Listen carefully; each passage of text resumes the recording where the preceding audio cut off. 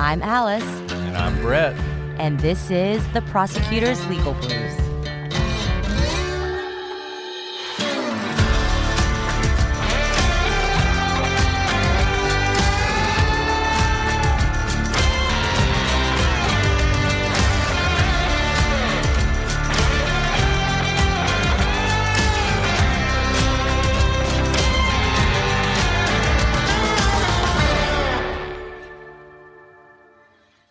Welcome back to the Prosecutor's Legal Briefs. I'm your host, Alice, and I'm joined, as always, by my committed co-host, Brett. Not as committed as some, Alice. I'm just glad I'm not driving to Delphi even as we speak. You are committed, but not as committed. You heard the laughs, guys. You are hearing the laughs of our honored guests, Kevin and Aine from the Murder Sheet. And yes, they are quite literally on their way to the Delphi murder trial because every single day, in order to bring you coverage, since there are not cameras or recordings allowed in the courtroom, they've been standing quite literally through the night in the freezing cold in order to get a seat to hear what's going on in the courtroom to report back to you. We are so honored, Kevin and Aine, that you're giving us a little bit of your time to be able to update our listeners about what you've been seeing in the first week of trial. Welcome. Well, thank you guys so much. Thank you so much for having us. And this is delightful because it sounds like, we have you over the recorder system in our car, or like over the speaker system. So it sounds like we're all going on a road trip. So it's a nice, we're enjoying it. We'll try to keep you awake. So first of all, if a lot of you I know are very invested in the Delphi murder trials, you need to go listen to the Murder Sheet. They are putting content out every day of trial. I do not know how, because they are, like I said, waiting 12 plus hours in line, sitting in court all day, and then recording for you all. So if you're listening to this, really, you need to go listen to Murder Sheet. but Kevin, Aine, I mean, there's so much to talk about. Just as a baseline, okay, we are finished with week one. So much has happened. Why are you in the car right now? What is happening? Oh, that's a good question. So we wanted to kind of take weekends to like see our dog and decompress. Well, there's actually Saturday court sessions, so it's really only Sunday.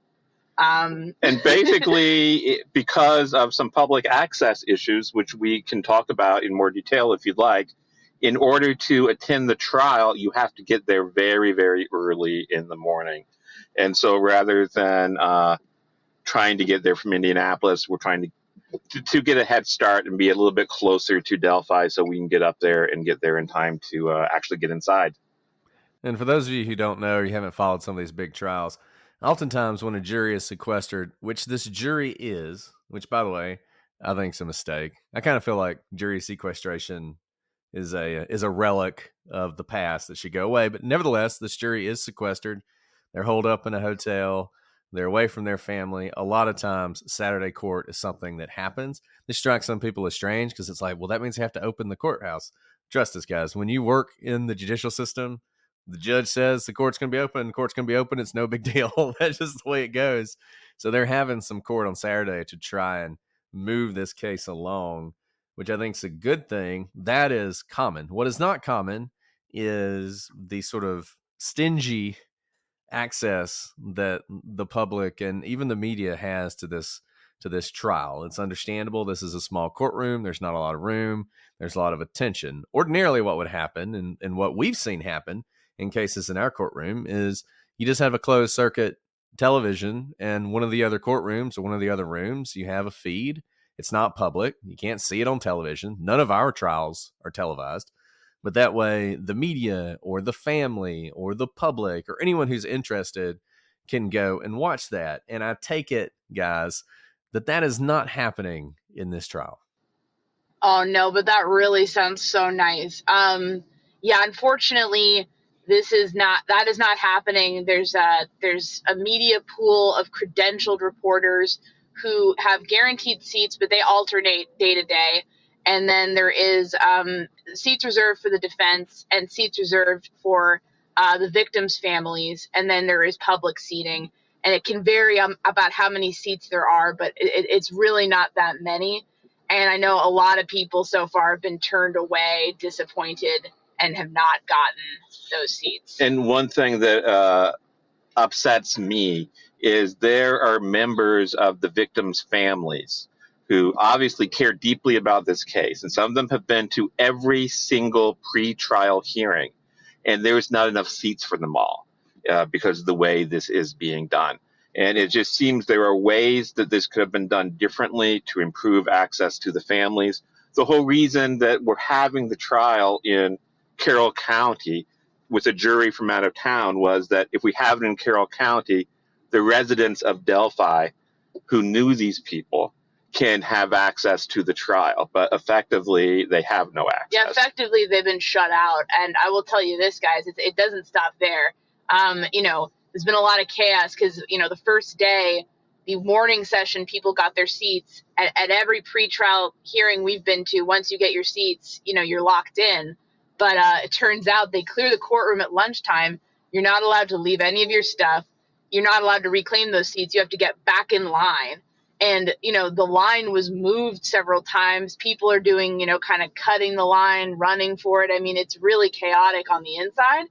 And it's just, I don't know. It just seems needlessly so. I feel like I understand the judge wanting to, protect this and make sure it's running smoothly. But I feel like some of these lack of access issues are actually just making it more chaotic and less orderly. And I wonder if, as this goes on, if sort of any lessons will be learned, or if this is just the way it's going to be for the next 4 weeks. I don't know. I have a thought, but it's not a good one. Well, I mean, so moving on to sort of what's happened. Or Alice, I don't know if you wanted to comment on that. Sorry. No. I basically was going to say thank you for laying the groundwork because it's hard to know what's on the ground. But with all of that said, the reason you guys are cutting through all of this and still sitting through the chaos is in order to bring substance and content to everyone, because there has been so much interest in this case. Of course, we are talking about the double murder trial of Abby and Libby on the Monon High Bridge, or where they were last seen in Delphi, Indiana. And my understanding is this first week, there were 2 days of jury selection and then opening statements and then the beginning of the prosecution's case with witnesses.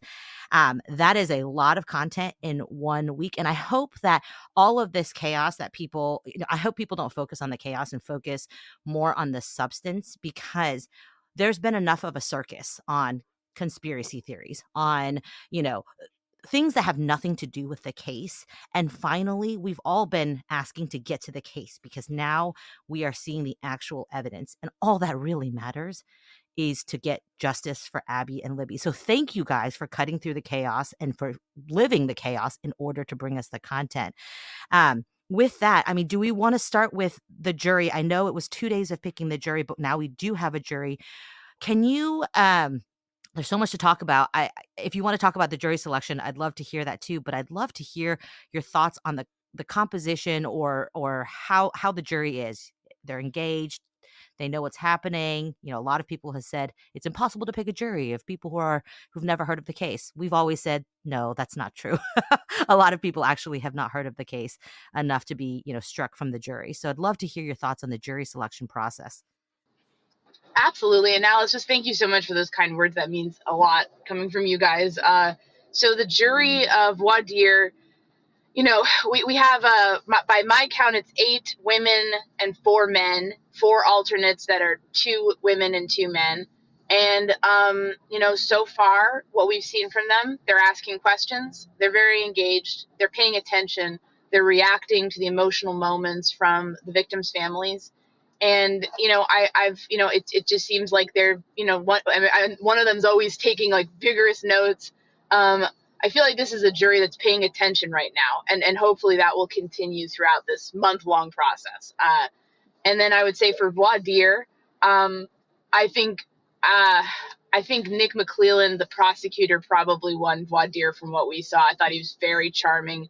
The jurors seemed to really be reacting positively towards him. He was a little bit self-effacing, a little bit confident, without talking about complicated issues, without being condescending. I also think that the 2 of the defense attorneys, Jennifer Auger and Andrew Baldwin, did a nice job. with their voir dire. Kind of, it's a way to kind of introduce yourself to the jurors, start to lay out your case, start to kind of put a bug in their ear about different issues, and to kind of make sure you're picking a solid jury for your team. I think the weak link was definitely Bradley Rosie. I mean, that was kind of a mess in my opinion, but he was a bit condescending to some of the jurors. He was like, hey guys, I'm going to dumb this down for you. Like, okay. I don't feel like they liked him, but I think they liked everybody else. Yeah, and I think you guys mentioned in your coverage, and I think it's true. You have to know your strengths, and not everybody is great at doing the sort of "Hey guys, how's it going?" introductions. It seems like Rosie's more of a bulldog. He's probably a great cross examiner, but maybe he should have let somebody else handle the voir dire. And one thing, Anya did not misspeak. The jurors are asking questions. That is something they're allowed to do in Indiana, which I boggles my would mind. hate. Yeah, I hate it. I mean, This is like a foreign concept to me. Yeah. What? Yeah. Do they like raise their Well, hands, or is there like so a special to be- Q&A part? Oh my gosh, you guys are like imagining these wild Hoosiers just leaping out of their seats being like, guys, what's going on? No, it's So what after all of the lawyers are done, after they have their direct examination, cross-examination, redirect, recross, what have you, the jurors are asked if they have any questions. And if they do, they raise their hands and they write their questions down and give it to a bailiff. And then the questions are given to the judge. She confers with counsel on both sides. And if they agree, then the judge reads the question aloud. So who asked the question because the juror had to answer had to raise their hand, and then is the question asked to the witness? The question is asked to the witness. I live in Indiana, and it seems kind of strange to me, but it is interesting because it gives you a little bit of an insight into how engaged the jurors are with some of the details and where their minds are. I mean, it is fascinating. Like, I really feel like you could tailor your case based on the questions. Because if you hear a juror asking questions and you're the prosecution, you might think, man, they're really focused on that. We really need to bolster that. So I can see how that would be an advantage to the parties to get to hear. It's almost like a preview of what they're going to be discussing when they go back for deliberations. But one thing, and I'd love to hear both Kevin and Anya's thoughts on this. One thing I could imagine is it might make the witness more nervous because even though they typically know they're testifying to a jury, usually you're like in direct contact, eye contact, and conversation with an attorney. And while you may look at the jury, because they're usually not speaking, you don't feel like you're performing to an audience. I personally, I think, would be kind of nervous as a witness if I'm getting questions from the jury. Do you see the witnesses acting any differently? I know you've both been in a lot of courtrooms and seen different kind of ways of cross-examination and direct. Is it affecting how the witnesses are presenting or how they're facing the jury? I must confess, most of my watching trial experience has been going in person to Indiana cases. But personally, I don't think I've seen any nerves from our initial witnesses. It was very emotional testimony from family members of the victims, but I wouldn't call them nervous. And then we've had one of the investigators on the case, Steve Mullen, and some searchers, but generally things have been pretty calm so far. What do you think, Kevin? Yes, I don't know if the jurors' questions have caused any extra nerves. And this is very like, here's an example. Oh, sorry, go ahead.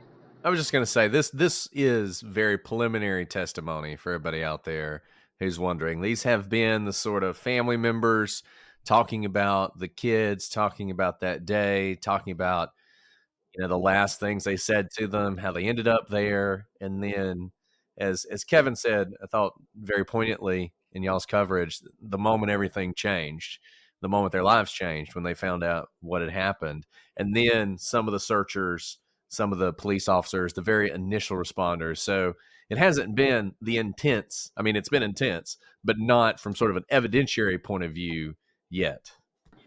Yeah, that's exactly right. That's 100% accurate, and I would say we've had a couple of investigators testify, but it's about stuff so early on in the investigation. There's not really much there to aggressively cross-examine on. I'm sure that will change as we get more into the trial.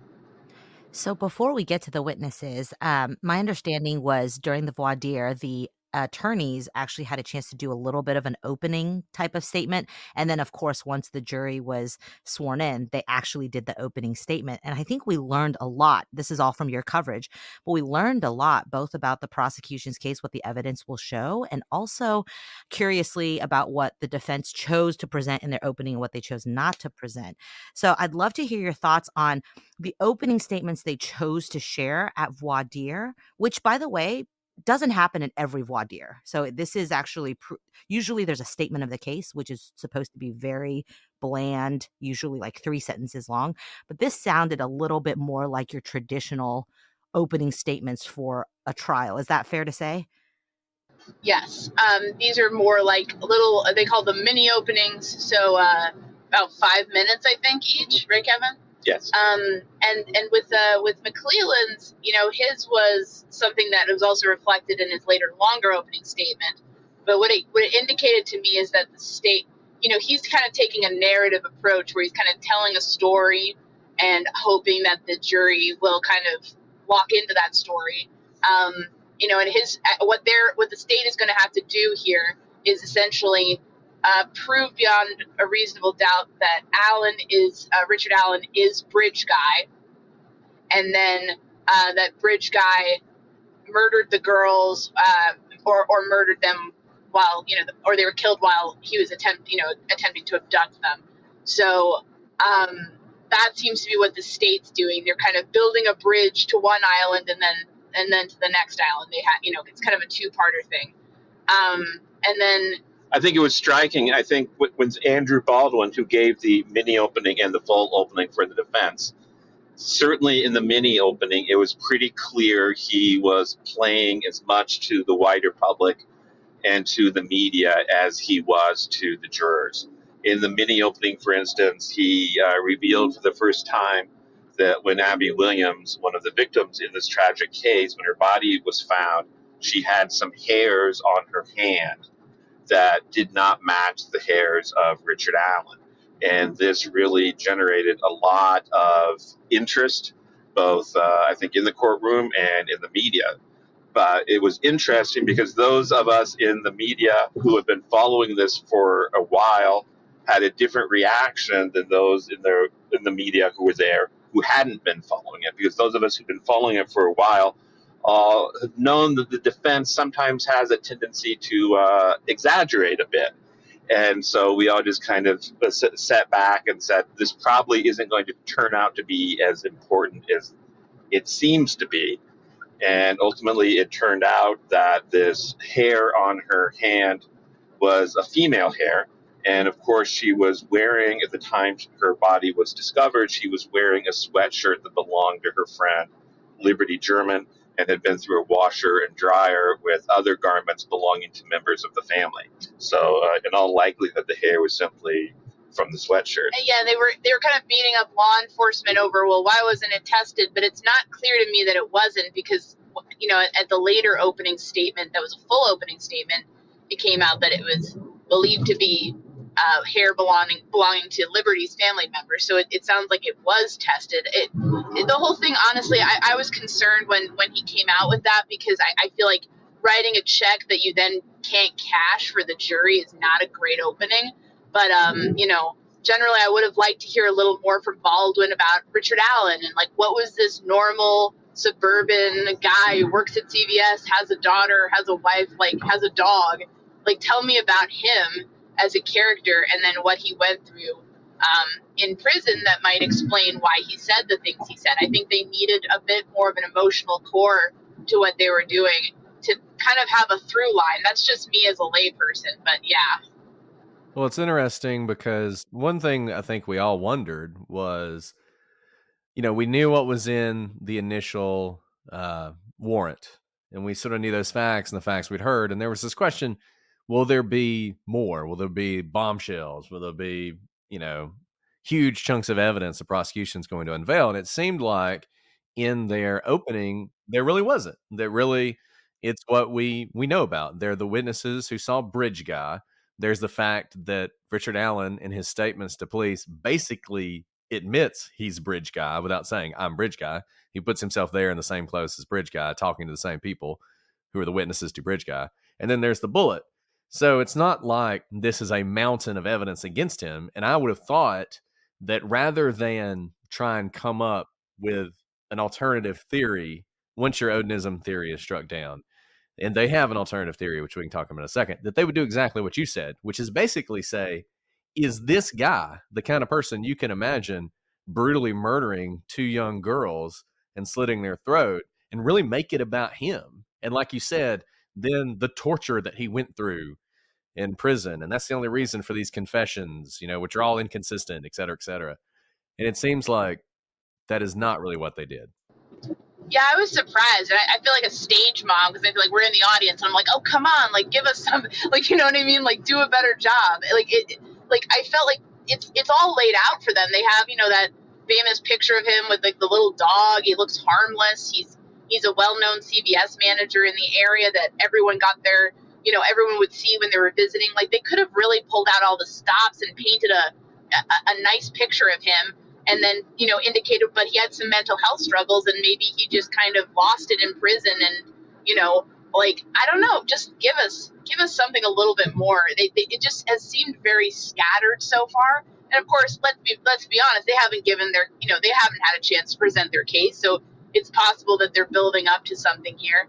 I'm sure they have some surprises and whatnot, but I guess it's just, I don't know. It didn't. Well, one thing that struck me is both in the mini opening and in the full opening, defense attorney Andrew Baldwin talked repeatedly about how, even if you end up thinking my client is probably guilty, you can't vote to convict him. And he talked about, he's innocent, but, there's reasons to, to doubt that. And of course, he's absolutely right about the burden of proof. And he's absolutely right that even if he's probably guilty, that's not enough to convict him.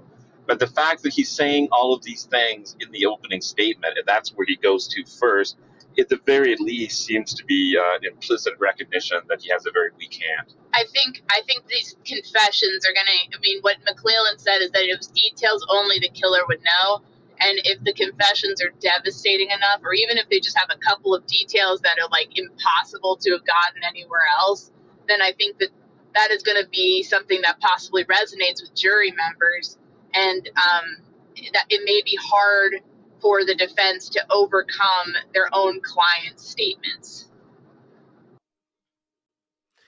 I thought one thing that was interesting from the prosecution opening was there's been all this argument about what exactly the witnesses saw.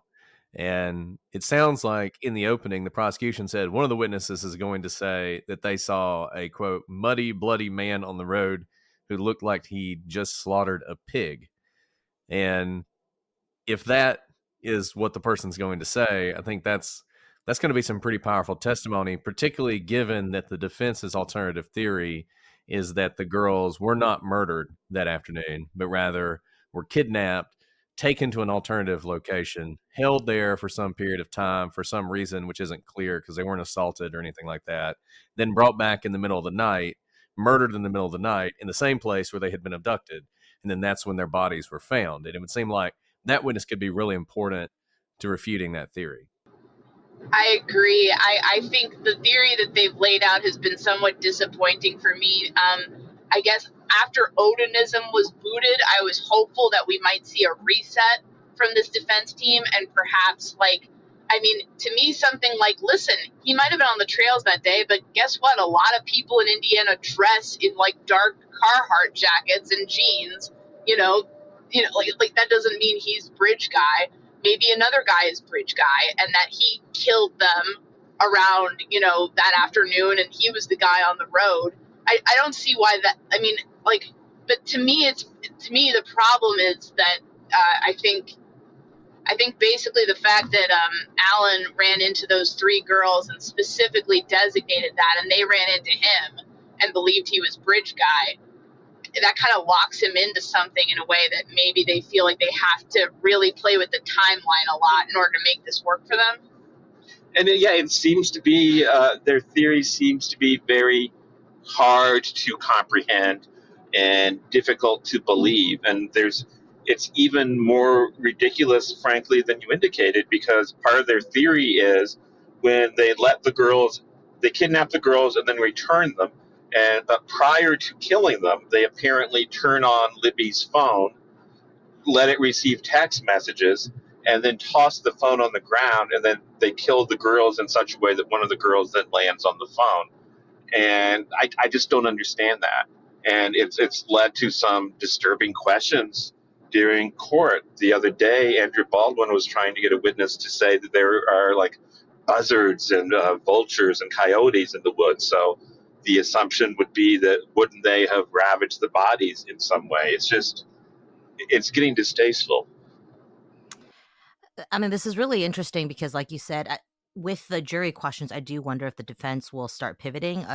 I would think jury questions, I think, would benefit the defense almost more than the prosecution, because it's after the witness has testified and you're able to be a lot more limber and adapt your reasoning. But these are things that are foreseeable. The problems that you're talking about with their current theory, we'll see how it plays out. We'll see how it lands, because all they need really is one person to agree with them, right?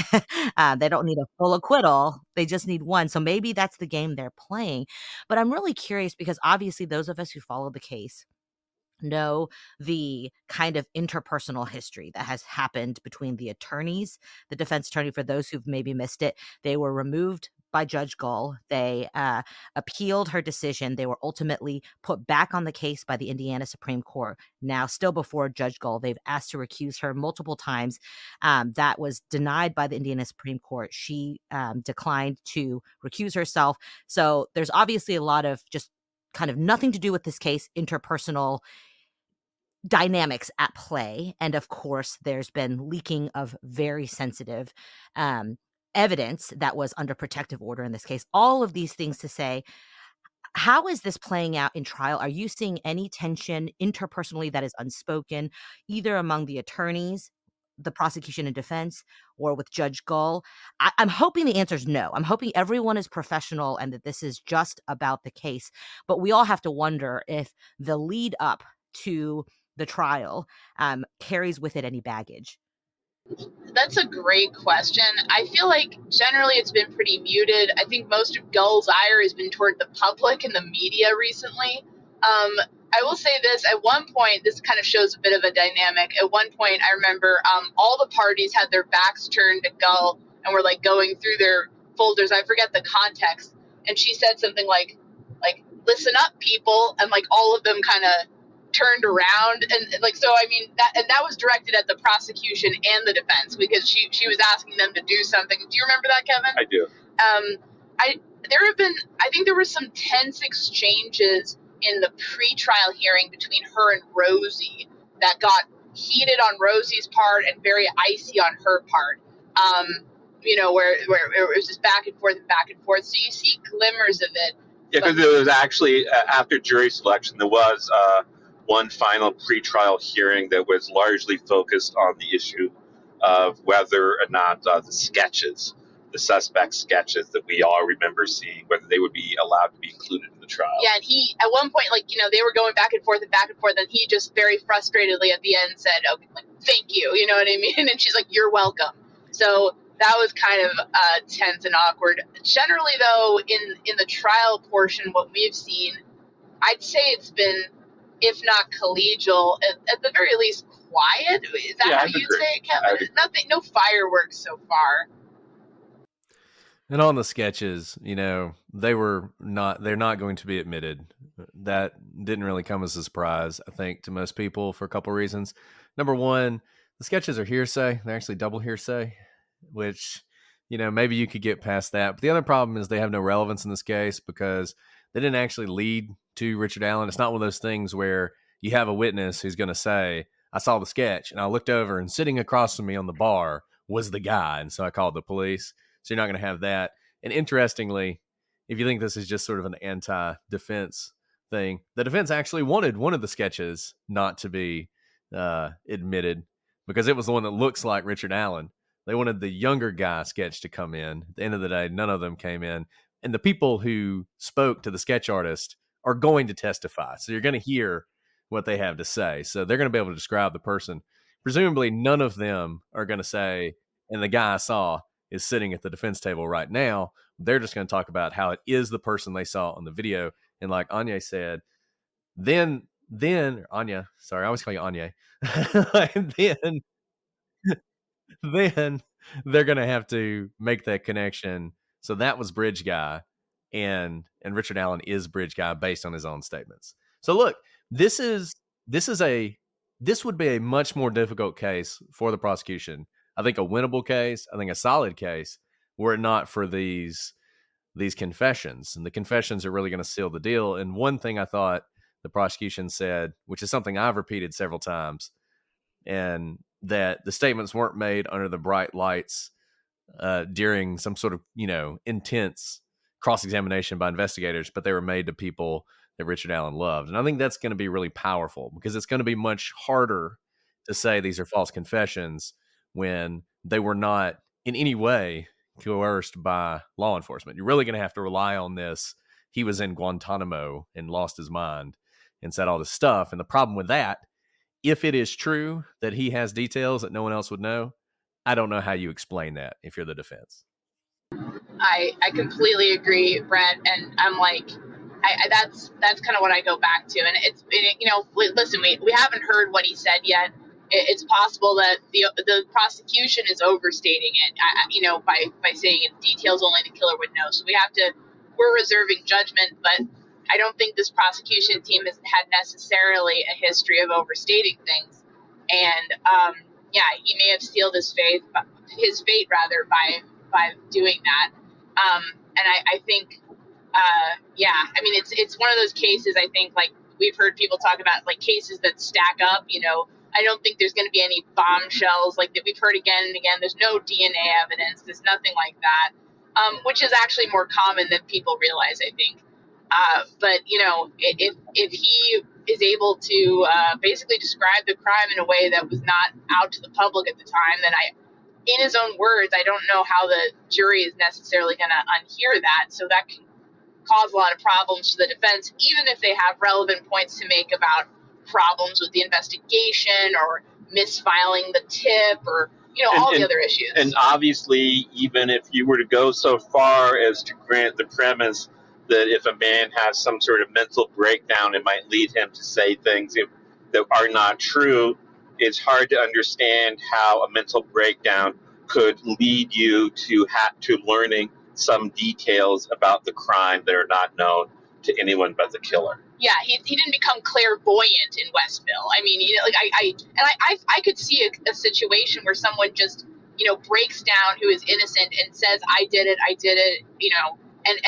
that can happen, but obviously it doesn't give him details. And the other thing I would say is that, that combined with his own words about, he's his own worst enemy in this case. Richard Allen has been. So I think that's something people should keep in mind.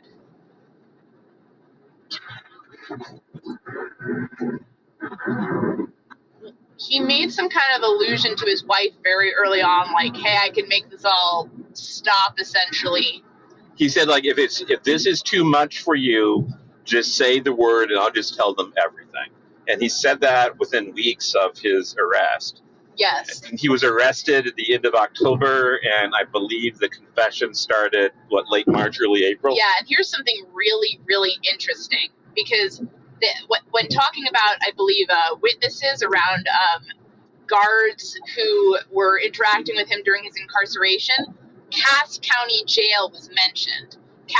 They had a list of guards who they want to have to testify about Richard Allen's behavior. And this was something that they were arguing about in one of their pretrial hearings.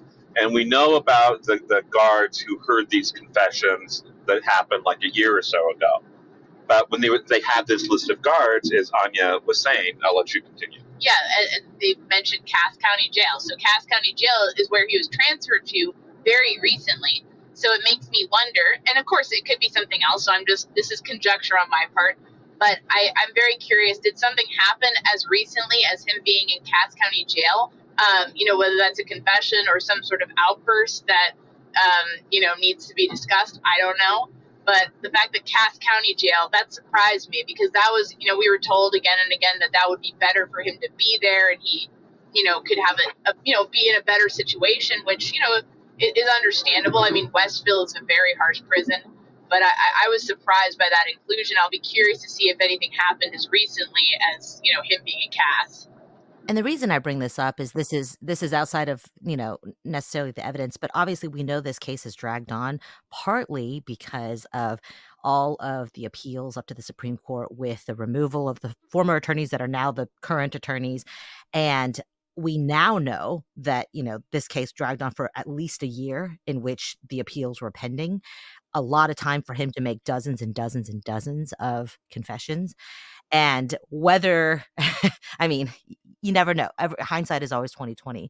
But in a lot of ways, the defense's own delay, and we've talked about this. We thought a lot of the delay was coming from the defense, is putting him in this very position where they are facing dozens and dozens of confessions by their own client.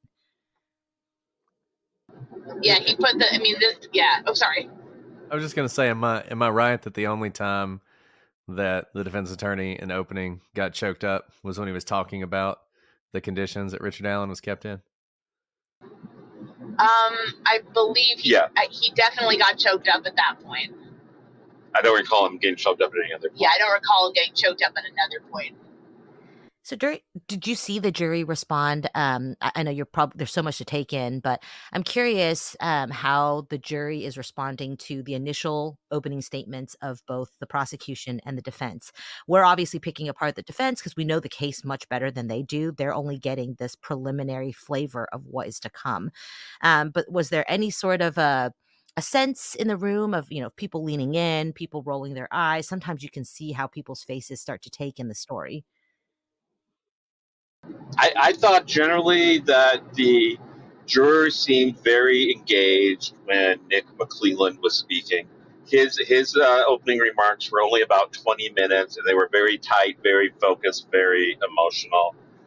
To me, they seemed a little less interested when Andrew Baldwin was talking. He used the full hour of his time, and I think there were little clues that made me wonder if he felt he was losing them, because he kept on saying, well, I'm going as fast as I can. I know I'm taking up a lot of time, but all this is important. And he made comments like that several times, which he's very skilled at this. It made me wonder if he felt he was losing them. I felt like he was losing them too, because he kept on, he'd be like, this is very important, and it was like, okay, but I'm going as fast as I can. Yeah, but you can make people feel like time is flying by, even if you're taking up all your time, if you do a good job with your storytelling, and sell me Richard Allen, sell me this guy who is just this little father and husband dude who, just was driven insane by a really bad situation, who didn't do it, and that we should be simply hook us on your central kind of thread or something. He sounded like me trying to plan a grocery shopping trip where it's like, okay, we need bananas. Wait, can you check if there's any detergent left? Oh, wait, is the dog out? It was like we're just jumping around randomly. And I relate to that. So I was like, well, I get it. But we've been told that he was a really good opener. And I feel like he has that capacity to be a really excellent storyteller and to walk you through the story, sell you on the story. And I was a little bit disappointed. Maybe my expectations were too high, but I thought he could have done it better.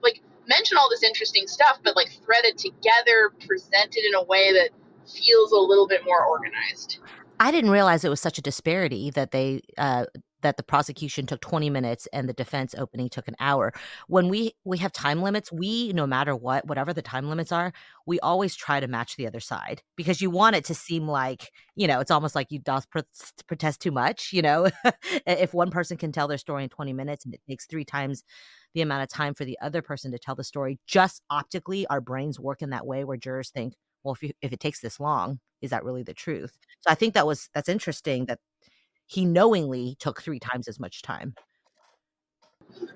I have a question. Have you guys ever had a conversation? Oh, sorry, go ahead.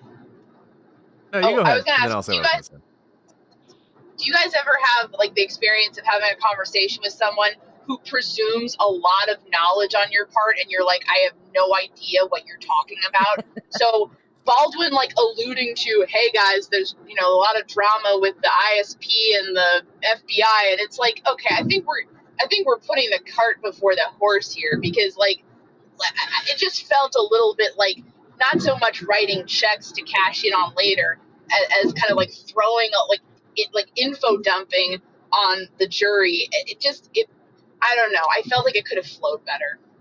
I think that's actually one of the most difficult things about having a complicated case that you spend a lot of time with, is you know the case so well that remembering that you're talking to people who don't know anything about it, and having to take yourself out of that and explain it, not in a way that sounds like you're dumbing it down, but in a way that someone who knows nothing can understand. I mean, we often talk about how we have our lawyers, or we suggest that they give your opening statement to like a paralegal in the office who knows nothing about your case, because that person needs to be able to understand exactly what your case is about based on your opening. And a lot of times that can be really illuminating for attorneys, because they'll do it and the paralegal will be completely lost. And they're like, oh, okay, I need to build in more of this, and I need to lay this foundation.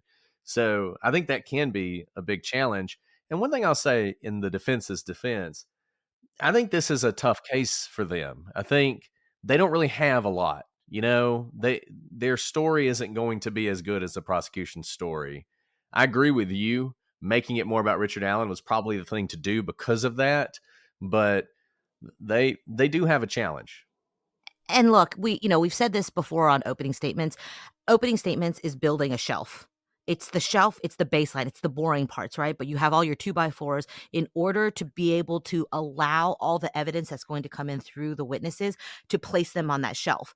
You want to build the shelf, that the framework you want to tell your story in. So I think that's the most important thing for the defense to do. And it sounds like he was giving them the books to put on the shelf, and they didn't have a shelf. And they're like, where do I put the ISP? Where do I put the FBI? Where are we? Is this a shelf, or is it a cabinet, or are we putting everything on the floor? Is there a table? And I say this not, it's always easier to criticize someone else. This is why it's really easy to edit a brief rather than write it in the first instance. But it sounds like here, having not been in the courtroom, if the prosecution took 20 minutes, you're hearing all of their quote unquote best evidence, which is not a mountain of evidence. We don't have, a person who can say, that's the man who looked like he slaughtered a pig and he's sitting right there and his name is Richard Allen. I could spot him anywhere because I went to his pharmacy and I know that man and he's a killer. And they don't have DNA that we know of, and they don't have X, Y, and Z. I think I would get up as the defense and say, did you hear that? We're here talking about a double murder, a gruesome murder of two young girls. And their story, it falls apart. It took them minutes to tell you because they have nothing. Instead, we have this man who's been a stalwart, citizen, a model citizen in our community for the last 45 years. He's sitting over here facing these allegations that are so heinous, they would make anyone shake in their boots. And in fact, he has. He's been suffering in prison. There's nothing there. You heard their best case. This is what they open with. This is why this is not your guy. I think I would do that and then say, I could stand up here for another 40 minutes and tell you about how he's not the guy, but I don't need to. That's not my burden. Listen to the holes. Listen to how little they're telling you. We had an hour. He took 20 minutes. He's worked on this case for 7 years, 20 minutes. 7 years worth of investigation. They have 7 minutes left. That's it. That's all they have. 7 years, 20 minutes. It doesn't take a genius to do the math there. So I say, please keep your ears open. This is going to be a lot of things thrown at you, but there's not going to be a lot of substance. That's what I would do as the defense. And I would think that's very effective, as opposed to trying to throw like spaghetti at the wall and not knowing what's going on. I hope I didn't just give the defense like, a fantastic idea what to do, but Shit, that was hard to me. I'm like, that was because that's I mean, I don't think that the state is a perfect case either. I think this is a case where you really could do a lot by going on the attack about mistakes with the investigation. You don't need to put on your own little fantasy, well, what if the a pickup truck drove through the woods and kidnapped him, or whatever they're going to do. I mean, it just sounds implausible. Why not just knock it down and use the centerpiece as this guy who's never been in trouble in his life? He's just a dude as He's far a as anyone's pharmacist. concerned. He literally, you Yeah. go to him when you're sick. He heals people. He's a healer. He's not a murderer. I mean, No. there's so much you could work with. Oh my Don't That God. might worry. have gone a little I have too a lot to far. say about I know. Anyway, so the prosecution, I'm gonna stop myself right there. So funny, but like honestly, I think that would have been really compelling, or something like that. And we didn't see it, and I don't want to. I mean, I really think Baldwin can be a very compelling speaker who can turn on the emotion. He can get choked up. He cries, and I think that it's kind of like work again. I talked about Rosie was not the guy to do voir dire. Baldwin was the guy to do the opener. I just wonder what exactly the planning was going into this. Sounds like there may be some egos happening too, and we see that with attorney teams, and I don't mean that in like a denigrating way. People who live a case feel a lot of ownership over a case, and they probably they want to win, of course. You know, there's no small thing, but I think that's why pride can really hurt a client when I've had to step back before and say, I am not the best person to take this witness. I am too invested in this witness. You know, Brett, you take this witness because you are able to get out the facts without me getting wrapped up in all that I know in the backstory that is not relevant for this case.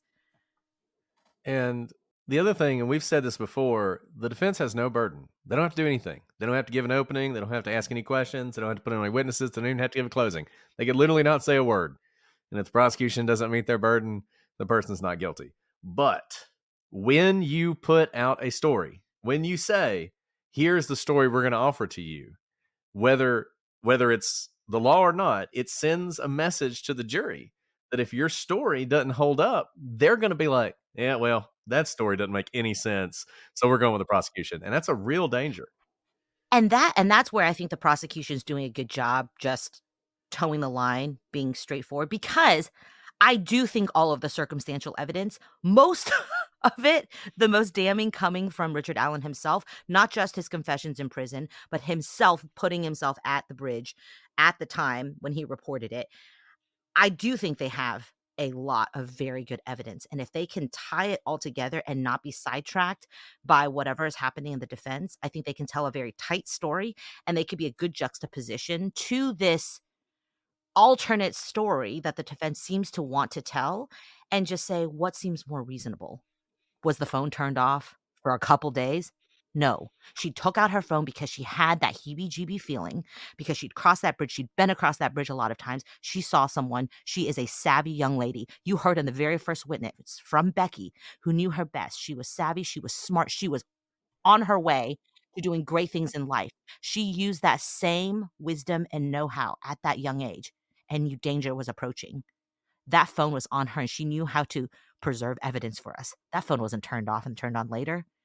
What happened followed right there, and we have it all here. You know, and it is so straightforward. So I hope they continue to stay the course. So it's easy to tell fantastical tales as a defense. This prosecution so far, unlike the Karen Reed case, I think is not getting distracted by the defense. They've had a lot of experience not to get not to get distracted by the defense. And I hope they stay that course, because it sounds like now that we have a jury impaneled, we have, the jury's able to ask questions. They're able to hear what is maybe not resonating or getting to the jury, and they can change or emphasize certain questioning with each of their prosecution witnesses.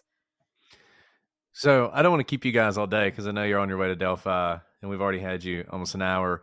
But I do want to ask you just one quick question about the testimony.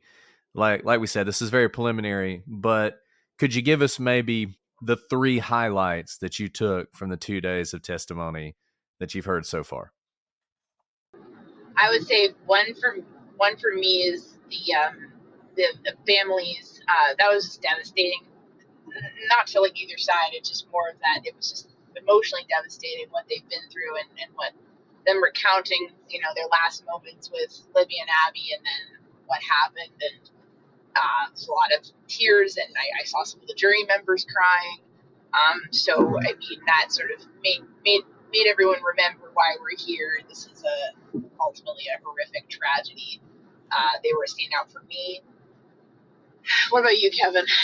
A couple of things come to mind. One is I really got a sense that Delphi is a very tight knit and a special place because they came out in testimony.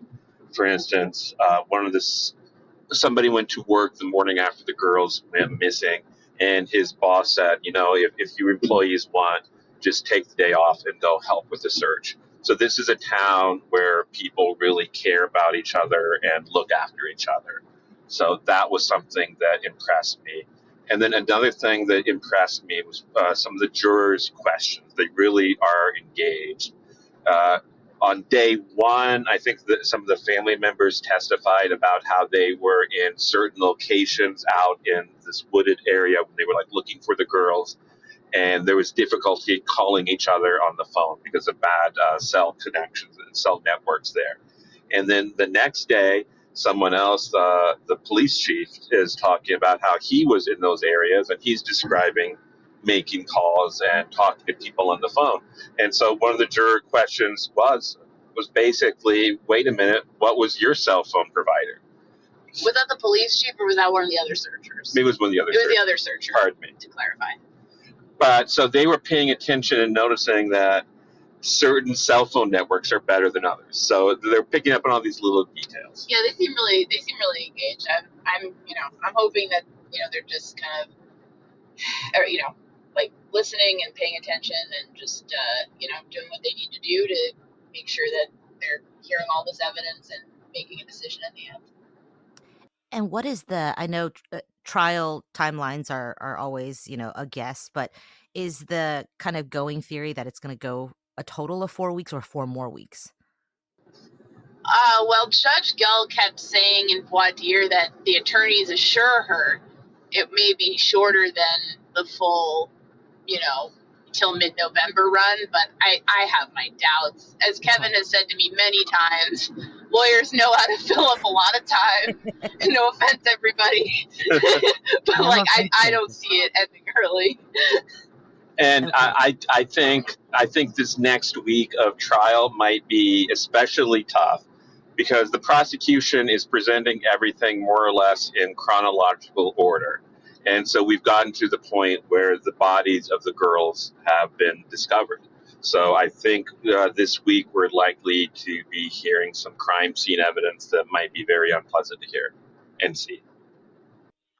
Well, kind of with that in mind of how long this is, you guys have done such a good job on your podcast of reminding everyone, but the town of Delphi and most importantly, Abby and Libby's families are having to live through truly the most horrific day and days of their lives over again in this trial. Whatever content that other people, you really should just go listen to Murder Sheet, but whatever content you take in about this trial, just remember that every single word, every single thing said about this trial is probably reaching Abby and Libby's loved ones' ears as well. And I can't imagine the tragedy of having to live this through again. So remember that there are real victims in this case and to focus on them. Abby and Libby first, and also their family members. We can be wise consumers of this news. And thank you, Kevin and Anya, for making sure that it's respectful, that we are just focusing on the substance, because all we want is for the evidence to get out there, for good cross-examination to happen, and for justice to happen for Abby, Libby, and as well for the defendant, Richard Allen, who is being charged with their murders. With all that said, you guys are like 1 weekend. What can we do to support you? This is a real question. I know I've seen a lot of posts, all online asking if we can DoorDash you food or, I don't know, give you a pillow to sleep on. I'm gonna What buy can you a actually tent. be helpful? What can we do to help you? I really mean that. Oh, that's everyone. That is such a nice question, and honestly, we've been really touched. There's been a lot of people who've reached out and offered help or said, "How can we help you?" And it's a really nice thing. I love the idea of people helping because God knows we need it. The problem, coffee, food, task rabbits bringing you I don't know, a porta potty. Oh my God. The problem is once we're there, we can't have phones, so it'd be very difficult to coordinate anything. So I really appreciate the gesture, and if anyone can figure something out, I'd love it, but I'm not sure it's practical. And one thing you can do is the Abby and Libby Memorial Park can always use more donations. Yeah, and there's college funds in the names of the girls, so like it's helping kids in that community in the future. Like it's the families trying to have some kind of good come out of a horrific tragedy where they're helping local kids. So yeah, Abby and Libby never got to go to college. They never got to live the lives they deserved. But maybe in their name, other people can get that opportunity. Yeah, absolutely. So that's something everyone can look into. And one thing that we're doing is to just listen to the episodes. We appreciate it, and you can share them if you want. But we're really trying to cut through what we feel is a lot of noise and misinformation. And sometimes I feel like I don't know if I think we're like failing to do that sometimes. And I'm just like just be the best thing anyone can do with it right now is like I think it's no one is served by anyone jumping to conclusions on either side early on. I think we can just hear out both sides of trial and then make up our minds. I feel like I see a lot of things, and unfortunately, it's even mainstream media has kind of put out inadvertently, I'm pretty sure, incorrect information that's just confused people. So just be aware. This is not like a really normal news situation. You have a lot of stuff that's kind of going wrong. It's like a cyclone, and just be really careful when you're reading. Maybe see if other sources are reporting it too before you share, because I don't blame members of the public, but there's been a lot of misinformation that's gone around, and it's definitely unfortunate. It doesn't help the case, and it doesn't help the community involved.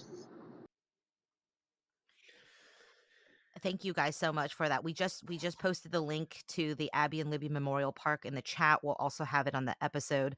And you guys can always go subscribe and, of course, listen to the Murder Sheet. They are doing this in order to report back. They don't have press passes. They are truly standing in the cold all night to be able to secure a seat so that the rest of us out here, can know what's going on inside the courtroom.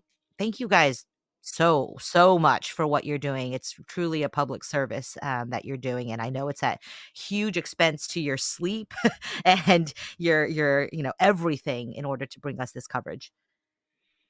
Oh, well, thank you guys. That means a lot coming from you. We admire you, as you know, very much, and just love the coverage that you do. So we really appreciate that, and we're committed to doing as much as possible.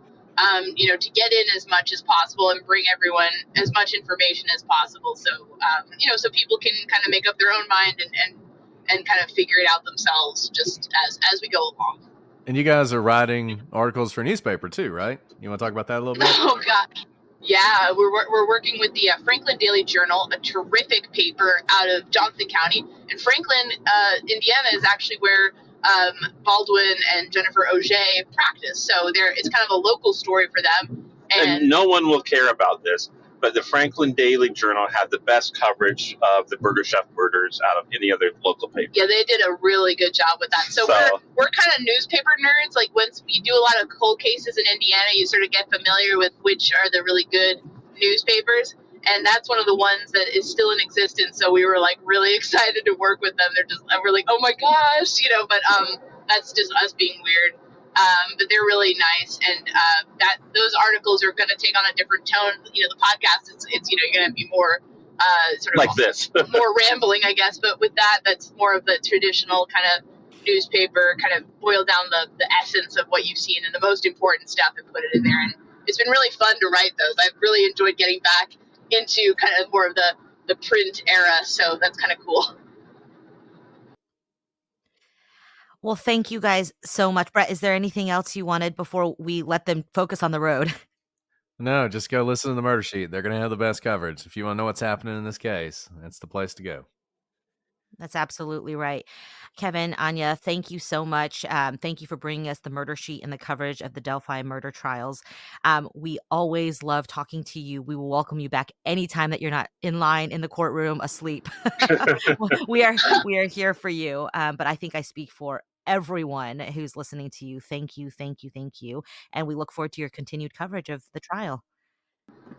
Well, thank you guys so much. We really appreciate it. Thank you so much. All right. You guys go listen to Murder Sheet. They also have a Patreon page, and you can subscribe so you get all the latest news about the trial. But until next time, I'm Alice. And I'm Brett. I'm Anya. And I'm Kevin. And this is the Prosecutor's Legal Briefs.